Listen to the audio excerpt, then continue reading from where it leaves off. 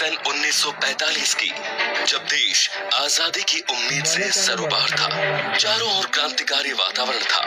ऐसे में एक गढ़वाली परिवार में जन्म हुआ बेहद ही साधारण से दिखने वाले बच्चे का पूत के पांव पालने में ही नजर आने लगते हैं। पिता आर्मी ब्रिगेडियर थे, तो देशभक्ति के संस्कार खून से ही मिले। कुशाग्र बुद्धि और बहुत कुछ हासिल करने की चाह के चलते 1965 में आईपीएस टॉप करके ही माने। केरल बेच के आईपीएस अफसर बने और 6 साल में वो मेडल हासिल कर लिया, जो 17 साल की ड्यूटी करने पर भी हासिल नहीं होता।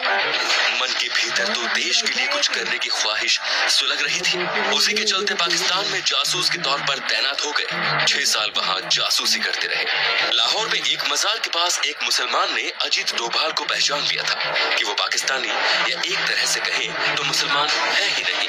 उस मुसलमान ने पूछा कि क्या तुम हिंदू हो? तो डोभाल चौंक गए और उन्होंने जवाब दिया नहीं। फिर वो उन्हें अपने साथ लेकर गया और एक छोटे से कमरे में दोनों गए। उसने कमरे का दरवाजा बंद कर दिया और एक बार फिर उसने कहा कि देखो मैं कह रहा हूँ तुम हिंदू हो।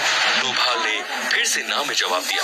तो उस मुसलमान ने अजीत से कहा कि तुम्हारे कान छिदे हुए हैं। डोभाल ने बात मनाते हुए कहा कि हाँ, बचपन में मेरे कान छेदे गए थे, लेकिन बाद में मैं कन्वर्ट हो गया था। उसने कहा तुम बाद में भी कन्वर्ट नहीं हुए थे, खैर तुम इसकी प्लास्टिक सर्जरी करवा लो, नहीं तो यहाँ के लोगों को शक हो जाएगा। 1987 में खालिस्तान में आतंकवाद के वक्त पाकिस्तानी एजेंट बनकर दरबार साहिब के अंदर दाखिल हो गए। 3 दिन तक लगातार आतंकवादी के साथ मिलकर रहे और उनकी सारी जानकारी ली और ऑपरेशन ब्लैक थंडर को अंजाम दिया। 1988 में कीर्ति चक्र मिला।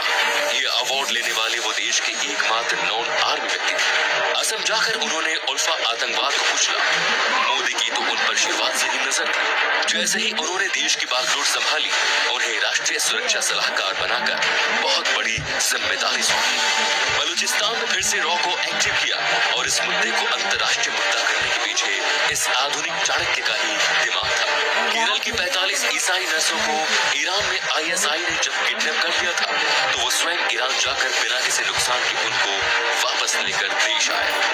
मई 2015 की सर्जिकल स्ट्राइक के वक्त तो एक इंसान जान गया कि उनकी अहमियत क्या है। जब म्यांमार से 5 किलोमीटर अंदर घुसकर 50 आतंकवादी को मारने का कारनामा उनकी ही कप्तानी में हुआ था। नागालैंड के आतंकवादियों से ऐतिहासिक डील करवाने वाले और उनसे हथियारों का समर्पण करवाने वाले वही थे। उन्हीं की हिम्मत और ना टिकने वाली सोच ने भारत की डिफेंस पॉलिसी को अग्रेसिव बनाया। इसी का नतीजा था कि जब पाकिस्तानी शिप भारत की सीमा में दाखिल हुआ, तब बिना किसी चेतावनी के उसने उसको उड़ा दिया। फिर आया इतिहास का वो सबसे बड़ा दिन। दिसंबर 2016 में पाकिस्तान की जमीन पर पहली बार सर्जिकल स्ट्राइक हुई। 3 किलोमीटर अंदर जाकर 40 आतंकवादियों और 9 पाकिस्तानी फौजियों को मारा। अपने किसी सैनिक को आज तक नहीं आने दी। एयर स्ट्राइक में भी उनकी ही भूमिका रही।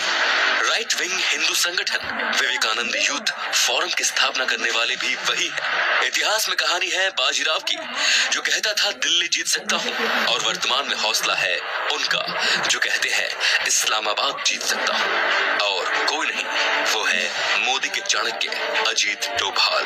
तो दोस्तों, कश्मीर में 370 हटाने पर पैदा हुए हालातों का जायजा लेने भी अजीत डोभाल स्वयं गए थे और उन्होंने अपने हिसाब से स्थिति को सामान्य किया और वहां के लोकल लोगों के साथ मिलकर उनके साथ हंसी ठिठोली करके उनके साथ वक्त बिताया। ये एक ऐसे शख्स हैं जिनकी देश को काफी जरूरत है। अगर आप हमारे इस बात से सहमत हैं तो इस वीडियो को आगे से आगे शेयर करते जाइए दोस्तों। कमेंट में इनको लेके अपने विचार जरूर बताइए। धन्यवाद।